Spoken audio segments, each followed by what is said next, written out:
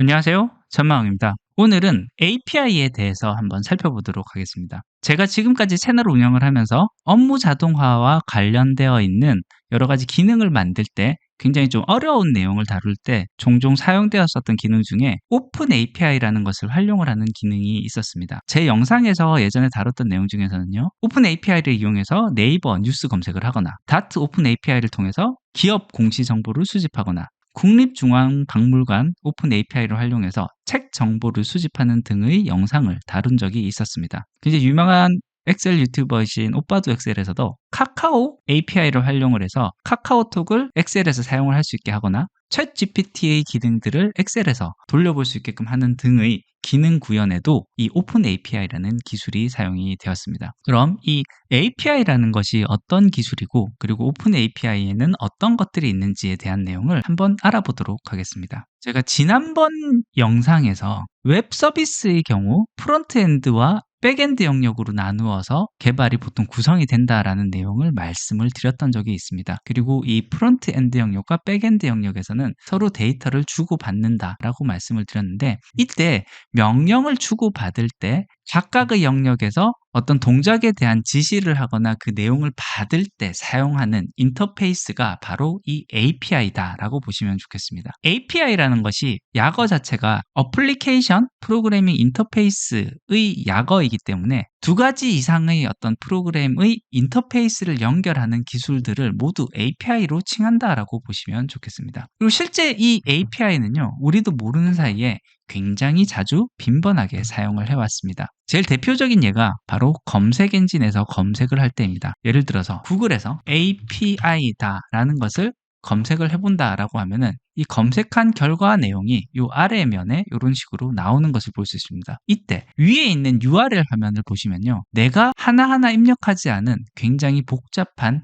장문의 암호와 같은 텍스트 내용이 구성되어 있는 것을 볼 수 있습니다. 이 부분이 또한 일종의 인터페이스가 재구성되면서 발생한 동작이라고 볼 수 있고요, API의 한 형태다라고도 보실 수 있을 것 같습니다. 실제 검색 엔진에서 검색어를 입력했을 때 일어나는 동작을 보시면요, 우리가 웹 브라우저 안에서 검색어 입력을 하고 엔터를 넣으면 프론트 엔드 영역에 있는 웹사이트 프로그램에서 약속된 양식으로 명령어를 변경을 한 다음에 서버에 명령을 내립니다. 그런데 이때 명령을 내리는 방식 자체가 방금 보셨던 암호와 같이 쓰여져 있는 이 뒤에 있는 복잡한 내용들이 명령어를 내리는 것이다 라고 보시면 좋겠고요. 이와 같은 약속된 양식으로 보내는 것 자체가 API의 한 역할을 하는 부분이다 라고 보셔도 큰 무리는 없을 것 같습니다. 그래서 이런 양식으로 명령어가 내려가게 되면 검색 엔진 서버에서는 명령에 따라서 결과를 검색을 하고 그 결과를 회신을 하는데, 그 회신된 내용이 다시 웹 브라우저를 통해서 결과 화면이 보여주는 이런 형태로 구성이 되는 것이 우리가 사용하는 영역이었다라고 보시면 좋겠습니다. 검색 엔진뿐만 아니고 그 외에도 우리가 사용하고 있는 수많은 디바이스들의 수많은 명령어들 또한 이와 같은 내용을 주고받는 일이 빈번하게 일어난다라고 보시면 좋겠습니다. 메인 서버는 하나의 서버가 있지만 이 메인 서버에 연결되는 것은 굉장히 다양한 기기들이 붙을 수 있다라고 보시면 좋겠어요. 실제로 웹을 통해서 어떤 서비스가 제공되는 형태는 웹상의 어떤 메인 서버에 연결할 수 있는 통로를 만들어 두고, 그 통로에는 지정된 인터페이스 양식을 통해서 각각의 PC나 스마트패드, 스마트폰에 있는 각각의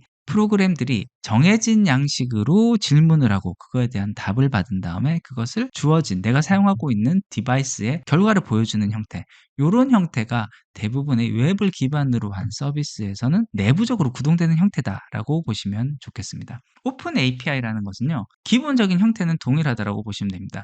다만 이 메인 서버가 내가 만든 메인 서버를 쓰는 것이 아니라 이미 잘 만들어진 메인 서버에서 제공하는 서비스를, 일부 서비스들을 오픈을 해준다. 정해진 API 양식으로 질문을 하면 그거에 대한 답을 정해진 양식으로 리턴을 해주겠다. 그 다음 당신이 쓰고 싶은 내용이 있으면 그 내용을 써라 라는 것이 이 오픈 API라고 보시면 좋겠습니다. 이 오픈 API의 기능의 경우에는요, 이 서비스를 제공을 하고 그거에 대한 서비스 비용을 받기 위해서 오픈 API를 운용을 하는 경우도 있고요, 굉장히 공공 이익의 목적을 위해서 공공 사이트에서 이와 같은 서비스를 무상으로 제공하는 경우도 있다라고 보시면 좋겠습니다. 이 무상으로 서비스가 제공되더라도요, 너무 많은 사람이 한꺼번에 이용을 하거나 악의적인 사용을 통해서 이 서버에 데미지를 줄 수도 있기 때문에 보통 이와 같은 API를 주고받을 때는 어떤 사용자에 대한 정보를 확인하고 결과를 보여줄 수 있는 형태, 보통 키라고 표현을 하는 그런 형태의 어떤 인증을 통한 다음에 오픈 API의 기능을 제공하는 그런 형태가 된다는 거 알아주시면 좋을 것 같습니다. 유용한 오픈 API로는요, 다음과 같은 사이트들을 찾아볼 수 있습니다.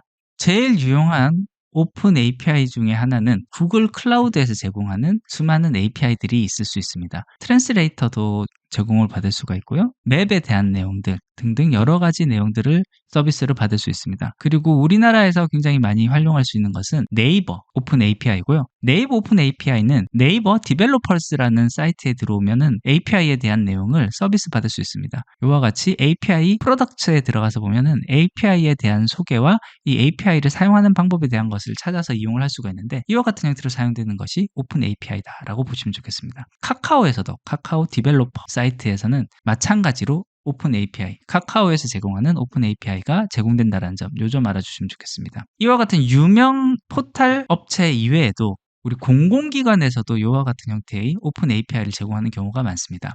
전자공시 오픈다트라는 요 사이트에 들어와서 보면 오픈 API를 통해서 정보를 바로 다운받을 수도 있다는 거, 요것도 알아보면 좋겠고요. 국립중앙도서관에서도 요 신청 참여 이쪽으로 들어가서 보면 세부 메뉴 중에 연계 API라는 것이 있어서 마찬가지로 책을 검색을 할 때도 API를 통해서 검색을 할 수 있는 요와 같은 서비스가 제공된다는 것을 알 수 있습니다. 제가 오늘 소개시켜드린 사이트가 요 대표적인 5가지 사이트를 소개시켜드렸지만요. 이 5가지 사이트 이외에도 생각보다 굉장히 많은 영역에서 API 서비스가 제공되고 있기 때문에 그런 부분도 하나씩 찾아보고 나에게 필요한 서비스가 있다면 사용해보는 것도 굉장히 좋은 기회가 될 것 같습니다. 챗GPT에서도 오픈 API를 제공한다는 점, 요 점도 잊지 않았으면 좋겠네요. 예, 오늘은 API의 개념에 대해서 짚어봤고요. 그리고 대표적인 오픈 API가 어떤 내용들이 있는지를 살펴봤습니다. 지금 제가 배경 이미지로 사용하고 있는 요 전화기 2개를 이런 식으로 연결해 놓는 역할, 이런 역할을 하는 것이 어떻게 보면 API다라고 볼 수도 있을 것 같아요. 결국 2가지 이상의 다른 프로그램에서 원하는 어떤 답을 얻고자 할 때 그 명령어를 내리고 그거에 대한 결과를 받는 약속된 인터페이스 형식이 바로 이 API다라고 보시면 좋을 것 같습니다. 이 개념을 좀 잡고 있으면요, 이후에 큰 힘을 받을 수 있는 오픈 API의 응용에도 사용될 수 있다는 거, 이렇게 알아주면 좋을 것 같습니다. 예, 오늘 준비한 것은 여기까지입니다. 끝까지 들어주셔서 감사합니다.